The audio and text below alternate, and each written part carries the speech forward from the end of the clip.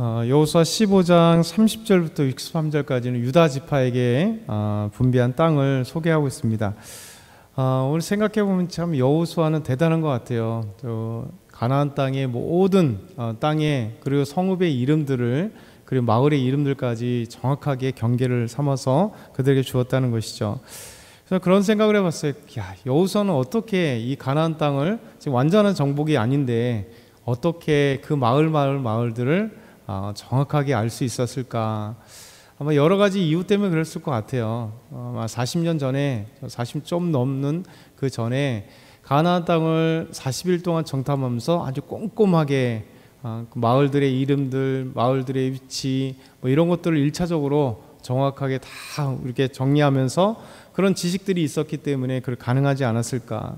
두 번째는 가나안의 그 땅과 이제 정복 전쟁을 하면서 그 전쟁들은 이제 중요한 큰 성읍들을 이렇게 정복하면서 그 나머지 것들을 이제 정보를 얻어가면서 마을들과 성읍들 그 지역들을 아마 알지 않았을까.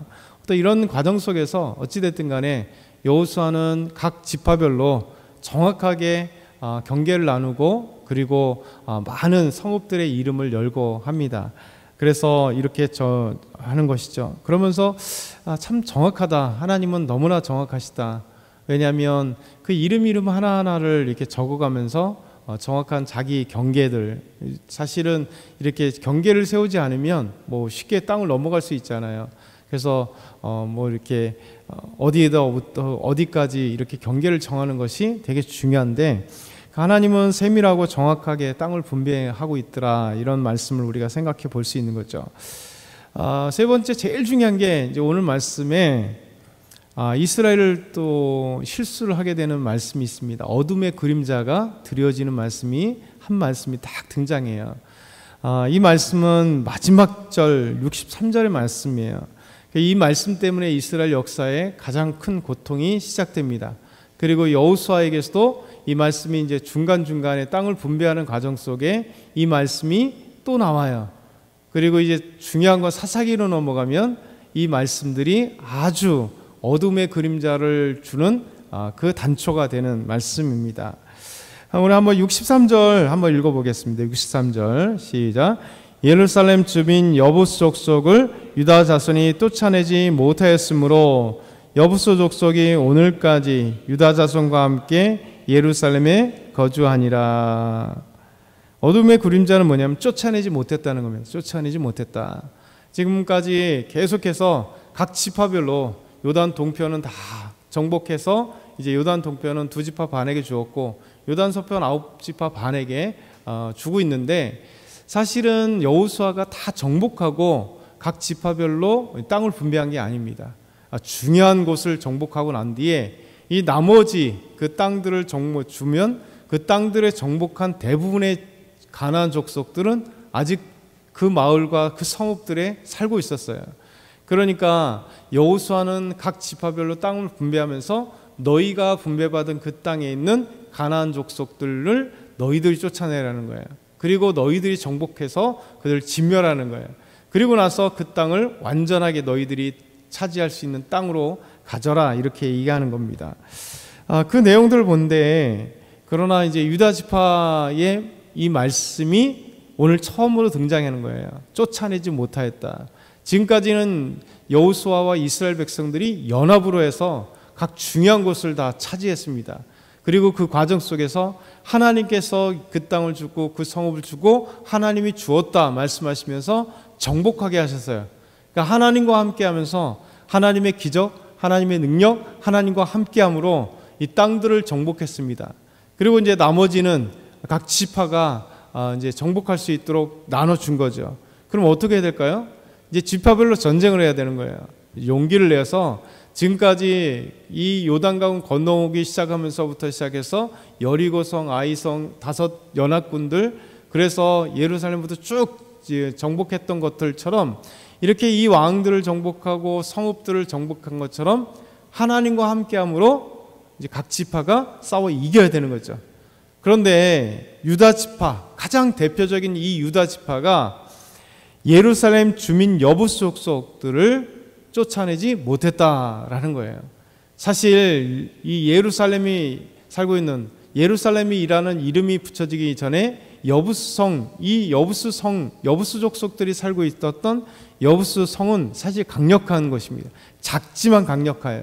그래서 유다 족속들이 쫓아내지도 못했고 사사시대 350년 동안도 이 여리고 성을 정복하지 못했고, 그리고 사무엘 때도, 그리고 더 나아가서는 초대 사울 왕 때도 이 여부스들이 살고 있었던 예루살렘 여기를 정복하지 못했던 거예요. 그래서 마지막에 약 400년이 지나고 나서, 400년이 넘는 시간 동안 지나고 나서 드디어 다윗이 이 헤브론에서 왕을 잇다가 여부스가 살고 있었던 예루살렘 성, 여부스 성을 정복하고 나서 그곳을 들어가서 예루살렘 성으로 이제 자기의 왕국으로 삼는, 참 그러니까 작지만 강했던 족속인 거죠. 그럼에도 불구하고 이들이 쫓아내지 못했다라고 하는 것이 어둠의 그림의 시작입니다. 그래서 오늘 말씀 보면 이들이 쫓아내지 못했기 때문에 여부스 족속이 오늘까지 유다 자손과 함께 예루살렘에 거주하니라. 사실 이 여부스 족속들이 이 예루살렘에만 딱 살고 있는 건 아니잖아요. 그렇죠? 나오지도 않고 거기서만 계속해서 365일을 사는 건 아니잖아요. 분명히 무엇인가 자기들도 먹을 것을 구하기 위해서 나오고 뭐 재배하고 뭐 농사를 짓거나 아니면 목축을 하던 어찌됐든 간에 먹고 살기 위해서는 성 밖으로 나온다는 거죠. 근데 그 얘기는 뭐냐면 성 밖으로 나와도 그냥 함께 살아갔다는 거예요. 그렇죠? 그러면서 여호수아가 기록된 이 말씀이 기록되고 있는 이 시점까지 그들을 쫓아내지 못했기 때문에 유다 자손과 함께 살았다, 이 얘기를 하는 겁니다. 이것이 그냥 이것으로 끝나면 문제가 아니죠. 그런데 이제 각 지파별로 가나안 족속들을 쫓아내지 못했다는 내용들이 이제 계속해서 등장하면서 사사기로 넘어가는 거예요.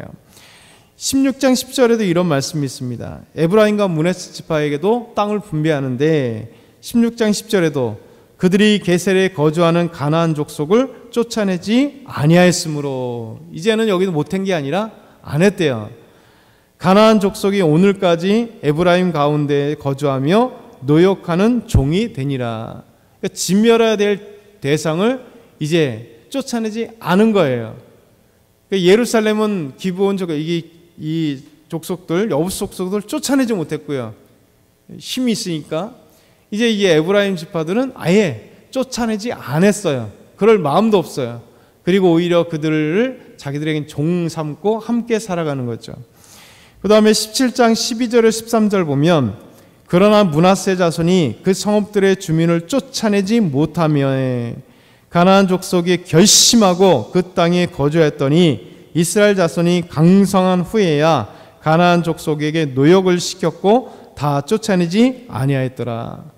그렇죠? 이 므낫세 자손들이 그 성읍들의 주민을 쫓아내지 못했어요. 그러니까 이 가나안 족속들이 쫓아내지 못하니까 뭐라고요? 결심하고 이곳에 살아가는 거죠.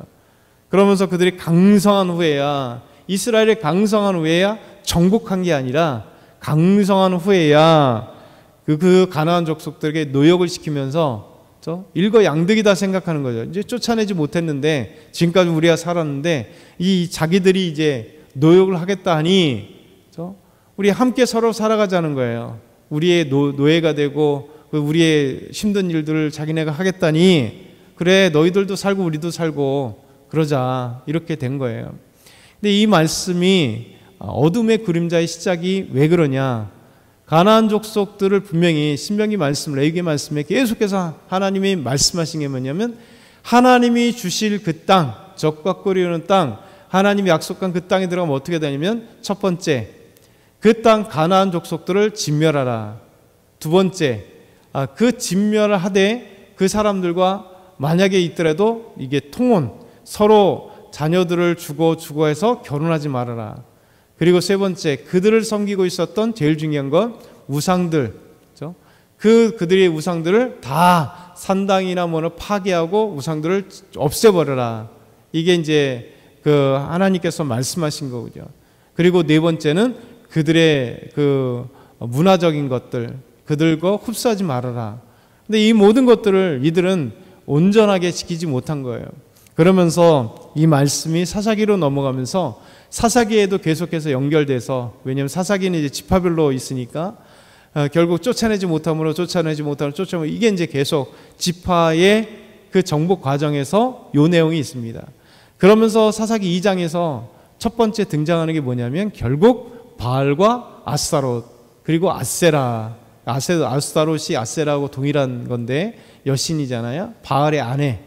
결국 이 바알과 아스타롯, 아세라를 결국 이스라엘 백성들이 숭배하게 되는 결정적인 계기가 그 가나안 족속들을 쫓아내지 못함으로, 가나안 족속들과 함께 삶으로 가나안 족속들이 지금까지 섬겼던 주신이었던 바알과 그 아내 신이었던 아세라, 이 두 바알과 아세라를 섬기게 된 계기가 되고, 이스라엘 역사의 가장 이 어둠의 시작을 통해서 완전 어둠으로 우상 숭배하게 되는, 하나님을 떠나게 되는 이 계기, 단초가 되는 게 이 말씀인 거예요.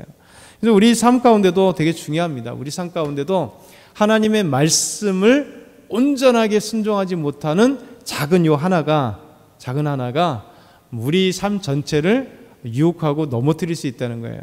마치 뚝에 작은 물 한 방울이 똑똑똑똑 새길 때 그걸 해결하지 못하면 결국 뚝 전체가 무너져서 완전하게 그 뚝이, 그리고 아니면 그 방주가, 아니면 댐이 무너져 버리는 것처럼 하나님께서 우리 안에 이 말씀을 기억하라 말씀하는 거죠.